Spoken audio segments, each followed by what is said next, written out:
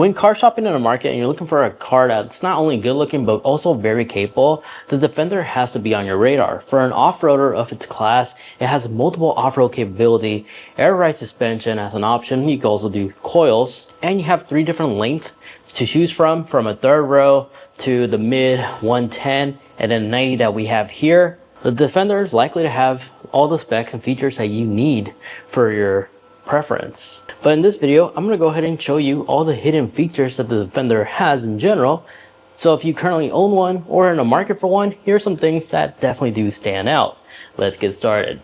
But first, I know some of you guys may ask this, what spec is this? Well, this is the Defender 90S. This happens to be the 2024 model, so we have the standard display, but we do have this cool Tasman blue color option. That's this color that you see here. Probably my favorite color on the Defender, to be honest. But we are equipped with the base 2.0 4-cylinder turbo engine, which produces 296 horsepower and 295 pound-feet of torque. That being said, the MSRP price for one of these new is about $56,000. This one with bells and whistles, and the specs that we have here is around $70,000. So with that said, let's begin, and yes, timestamps and everything will be in the description down below for your pleasure. Let's begin our hidden features and feature tour in the front, because in the front here we do have washer jets, which do a great job when it comes to washing your headlights in case you just got done mudding, or it might have just rained really hard or snowed a little bit and you just like to clear out your lens. These are one of the few vehicles that actually does feature a washer on your headlights,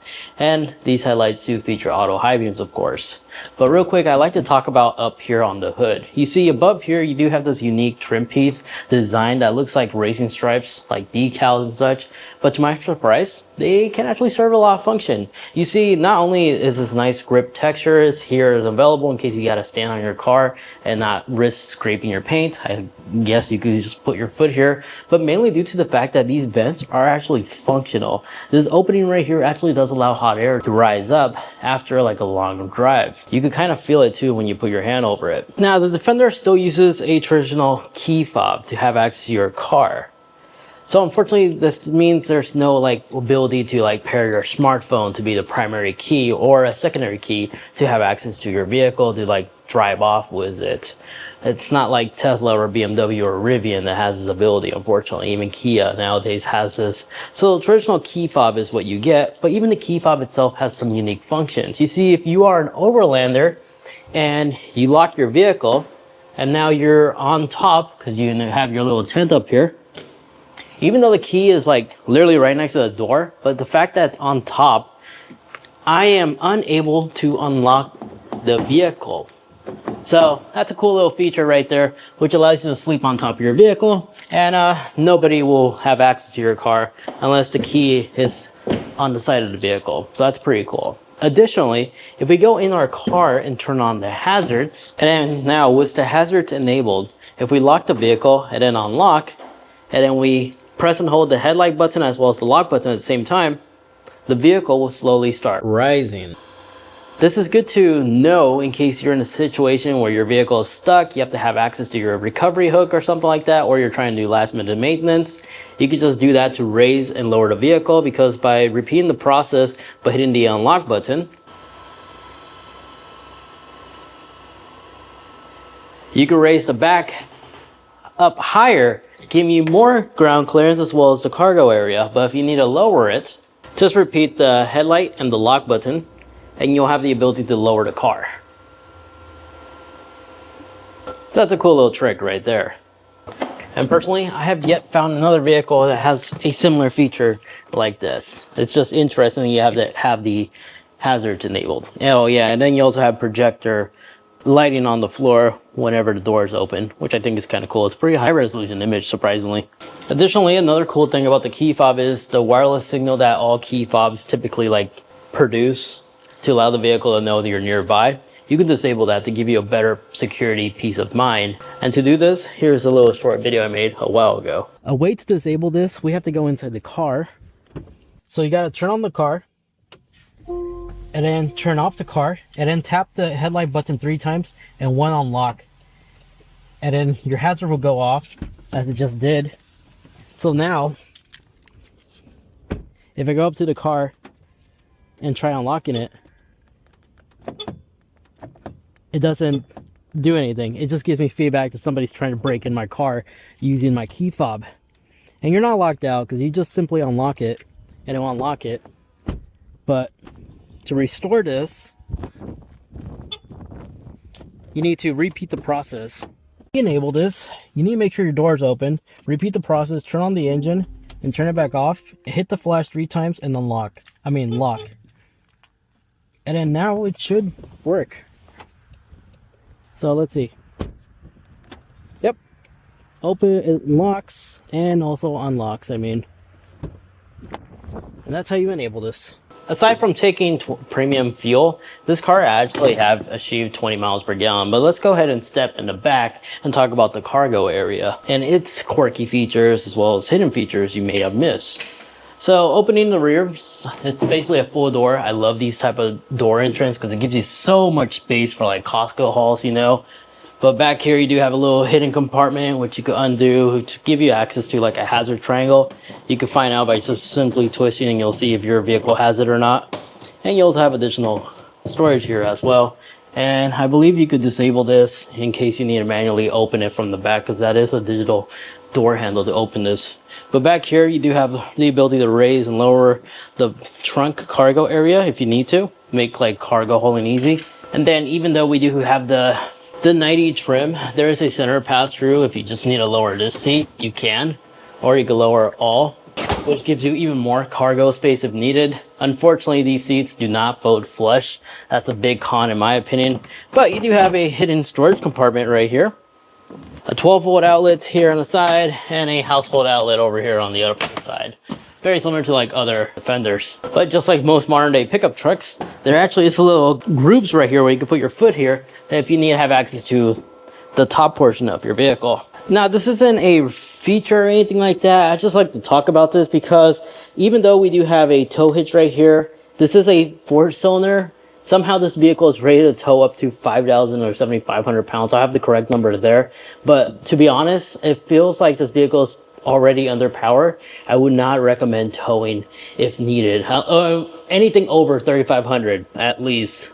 But you do have your trailer braking assist connectors right here if you need it. It does feature that at least. And then of course your spare tire is in the back. Now aside from being the biggest door on any Defender, it feels like I'm operating a Camaro to be honest. Don't get the automatic seats, well at least the full package seats, because you'll be relying on buttons right here to have access to the second row for your rear passengers. It simply just moves out of the way. You can basically just climb on in. Let me go grab the camera so I can show you something cool about the back though. So hopping in, here we go.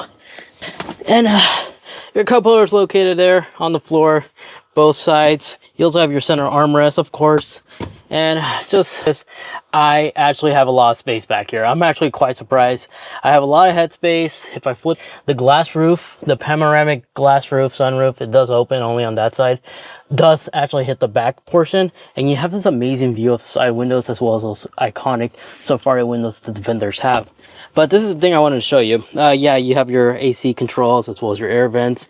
But in case you need a table or something, the center armrest actually folds down. So you can actually use that to give yourself like a little table right here where you can put your fries or something like that in case you're eating back here. It's actually quite doable back here. I'm actually quite surprised you also have your O snap handles right here. And then I almost forgot to leave this part out, but if you're looking for your 12-volt battery, it's not under the hood or in the back cargo space. It's actually located underneath the seats with this cover. All Defenders actually are like this. And then on the opposite side, I think you'll find your amplifier for your surround sound system and additional spaces like store other stuff. Really interesting. In the Defender, I do want to also highlight the hood release latch is located here, but when the door is closed, this is preventing it from accidentally opening. I thought that was kind of interesting. Not a hidden feature, but just something I wanted to talk about. Your dome light switch is actually kind of hidden right here. If you want your interior lighting to be dimmer, this is the knob. You'll use that and then just push it into lock. I thought it was kind of interesting. It's right underneath the emergency release. But let's go ahead and hop in on this inside this thing. And let's go over some of the cool things. So this infotainment screen that the Land Rover has, there's 2 versions of it. This is the standard one. There also is a bigger one. So we have the base one on this one. And I think I still like about these Defenders is this is all fully customizable. If you like to rearrange some of the stuff, it's as simple as simply just selecting and just removing the ones you like to keep. You can also click and drag them as well. if you want to reorganize them this way. And you have access to everything from like weight sensing mode, your compass, your energy impact, as well as your weather icons. It's all nice and customizable, and it gives you a lot of useful information. So like driving economic style, if we select here, it'll give us more information about our MPG, our energy impact, what's using the most energy and what's not, eco tips, as well as your past history. It'll give you like a little rating from A to B, -3, -2, -1. I thought it was kind of cute. But inside is very standard, very like Defender interior. This one is equipped with a digital mirror, which you can just toggle right here, and it does feature smart garage control right here if you like to program that. Our panoramic sunroof does open up all the way, and you can set it so it automatically closes when you lock your car, as well as unlock it. And then to open it, you just press this button twice on the up arrow, and this is basically how far it goes. So if you like to program it so it automatically closes every time when you unlock it, when you lock the vehicle, and then opens up automatically when you unlock it, simply just go into your vehicle settings in the gear icon over here and go into all. In the vehicle tab, go in convenience, tap in Windows control, and then enable automatic roof blind. Automatically open the roof blind on the vehicle start, and automatically closes the roof blinds on lock. That's what you need to enable to have that ability. And then if you like to lock the vehicle ride height to the lowest setting, just select the low setting and then just long hold until the little lock icon appears, and now it will remain that standard low height. And then to unlock it, just hold down the up arrow and it will unlock. Then other cool standout features about this infotainment screen is the AC control. Sorry, I was sneezing earlier if looks like my face is red. As you'll find this setting, if we exit out of here and tap the app icon, so long as you have select climate, it'll be the exact same. This is one of the few cars that allows you to automatically control the airflow for your automatic. So most cars, you know, will be powerful and fast. It'll just blast you with cold air.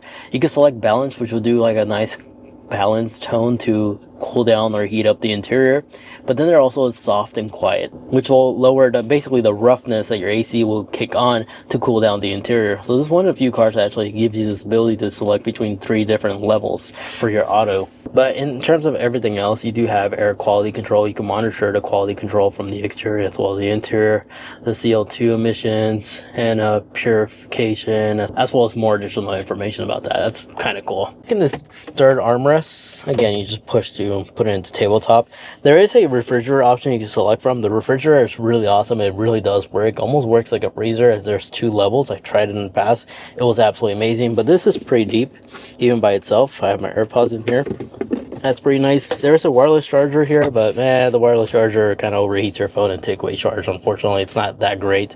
And nice size cup holders that could fit not only large drinks, but also like coffee mugs if you need to. And like every Land Rover, you have a lot of cargo space underneath the center armrest. You can just put stuff in here. You'll find a lot more storage even behind the screen. You can actually store stuff, as all of this is like a storage compartment with a USB-C port right there to charge like your camera equipment and stuff. And it continues even through the driver's side.